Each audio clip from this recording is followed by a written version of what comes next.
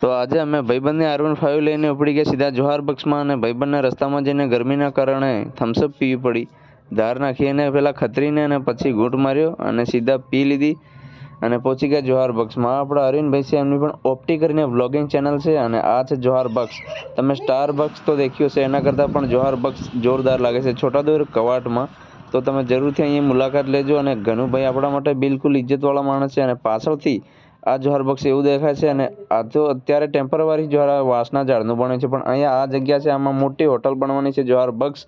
અને બસ પછી અમે અંદર પહોંચી ગયા. અરવિંદે પણ એનો આઈફોનમાં વ્લોગ શૂટ કરતો હતો, ને આગળ તમે દેખી શકો છો કેટલા બધા લોકો અંદર ખાવા આવેલા છે. અને ખાવાનું એકદમ દેશી પણ જેવું જોઈએ એવું મળે છે.